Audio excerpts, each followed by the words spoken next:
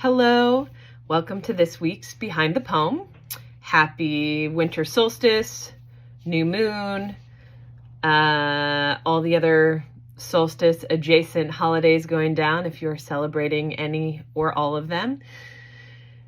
So, huge content warning for this week's poem.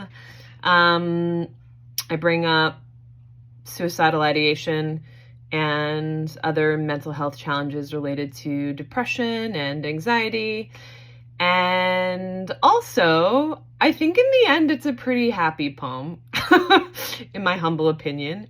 It is what is called an Ars Poetica, which is really like a self-referential meta poem about poeming.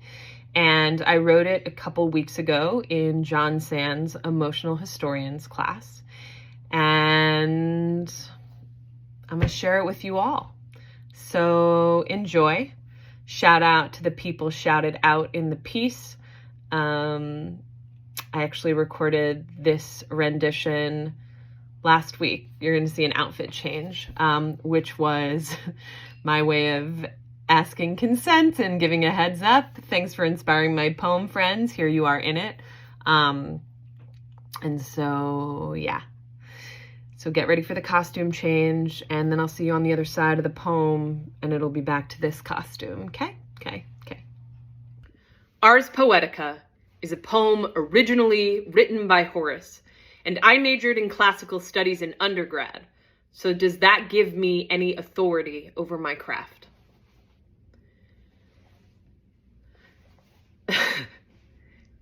It was cute that when I sent Ethan and John the Zeppelin cover from that fish show in Colorado, John made it clear. His favorite genre? Covers. I'd never thought about that as a genre before, but if I accept the offering, it's feasible to consider it amongst my top 5 since every reflection is always in conversation with high fidelity. I am longing for a way to clarify for myself that I am not covering former versions of myself in perpetuity. I use that phrase too much these days. It reminds me of when we set up the scholarship for Sarah after she died. How important it felt for her legacy to survive forever. And the impact of my popularity in middle school, high school, college, the things I'm not supposed to write out loud, as if that spared me of not wanting to kill myself. Be clear. I still wanted to kill myself. I was still covering a covered version of my head. I love an a cappella rendition. I love a funk version of a thing that was otherwise meant to be another thing. And don't get me started on hip hop. Is it sampling? Or is covering a sample another language for keeping things alive? The secret is that I always forget there are 2 P's in Zeppelin.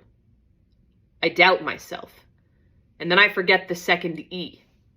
I gamble. The lettering. Every time. There's never enough time. This is the repetition. This is the cover. One day I will do myself better than I did the years before. It's still in my head. On repeat.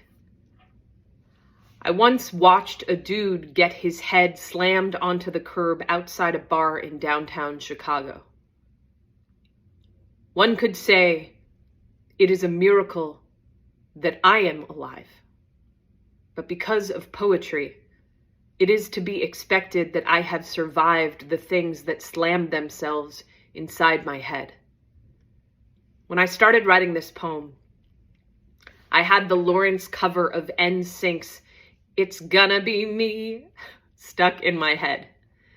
Repetition, repetition, repetition, in perpetuity, repeat. And isn't that what NSYNC was anyway? A cover up and over something that all of us are otherwise too afraid to hold. I've worked so hard to cover over ever wanting to die. It's gonna be me, I have to always tell myself. It's gonna be me to get myself out of this cover. I remind myself it has been written before I was born. The path is already complete. Anything new that grows will have to grow up, vertically. There is no way out of this birthright. Said Emily, said Emily, said Emily, said Emily said. Success in circuit lies. Thank you so much for tuning in and tuning in. Whatever tuning in means for you and your people and your moments in the moments ahead. I wish for you a good tune. Take care, y'all. Bye.